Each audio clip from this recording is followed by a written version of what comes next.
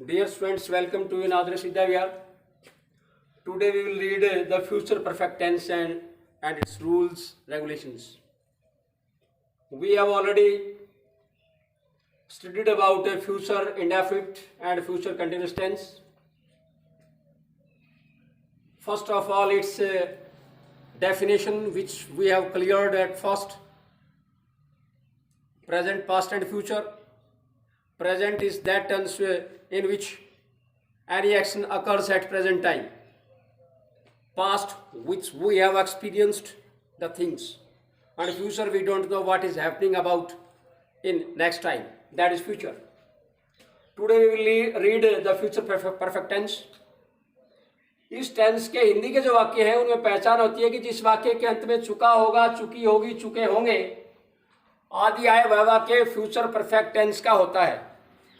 जब इस टेंस के हम हिंदी से अंग्रेजी बनाते हैं तो उसका नियम है subject plus helping verb plus have plus verb की third form plus object. Helping verb आपको पहले बताया जा चुका है कि विल और शैल होंगी। इसमें will second person and third person के साथ आएगी और शैल स्पेशल फॉर फर्स्ट पर्सन। तो पहला जो इसका नियम है वो साधारण वाक्यों के लिए है, सिंपल टेंसेस सेंटेंस के लिए है, अफर्मेटिव सेंटेंस के लिए है कि साधारण वाक्यों में सबसे पहले हम कर्ता लगाते हैं, उसके बाद कर्ता के अनुसार हेल्पिंग वर्ब लगाते हैं। कर्ता यदि सेकंड या थर्ड पर्सन है तो विल लगाएंगे और फर्स्ट पर्सन है तो शैल लगाएंगे। हेल्पिंग वर्ब लगाकर उसके बाद हैव लगाते हैं और उसके बाद वर्ब की थर्ड फॉर्म का प्रयोग करके ऑब्जेक्ट लगाते हैं। इसका एक एग्जाम्पल लेते हैं, जैसे मोहन एक कहानी लिख चुका होगा। Mohan will have written a story. Mohan is a name and that indicate the third person. तो थर्ड पर्सन के साथ हम विल का प्रयोग करेंगे। उसके बाद हमने हैव लगाया, वर्ब की third form a story object है।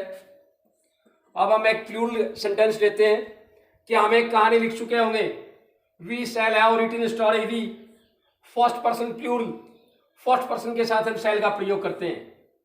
तो इस प्रकार से इसका इंग्लिश अनुवाद हुआ we shall have written a story. नियम नंबर 2, नकारात्मक वाक्य में यानी नेगेटिव सेंटेंसेस में सबसे पहले हम कर्ता लगाते हैं और उसके बाद कर्ता के अनुसार हेल्पिंग वर्ब लगाकर नोट लगाते हैं।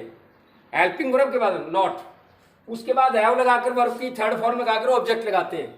इसका हम एग्जांपल लेते हैं, जैसे मोहन एक कहानी नहीं लिख चुका होगा। Mohan will not have written story. Will not, very remarkable point. Note जहां भी आता है उसको बार बार मैं इंडिकेट करता हूं कि नोट का ध्यान रखिए। यहां गलती हो जाती है कि विल हैव नोट कर देते हैं, जो गलत है। विल के बाद हेल्पिंग वर्ब के बाद नोट लगाइए।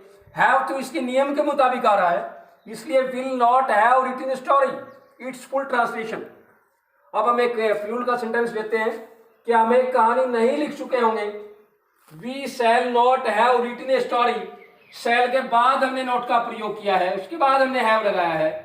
रिटन स्टोरी यानी वर्ब की थर्ड फॉर्म और लास्ट में ऑब्जेक्ट। तो नोट का विशेष ध्यान रखिए कि हेल्पिंग वर्ब शैल के बाद आएगा, हेल्पिंग वर्ब विल के बाद आएगा, हैव के बाद नहीं आएगा। विल हैव नॉट ऐसा नहीं होगा, विल नॉट या शैल नॉट उसके बाद हैव आएगा। अब रूल नंबर 3,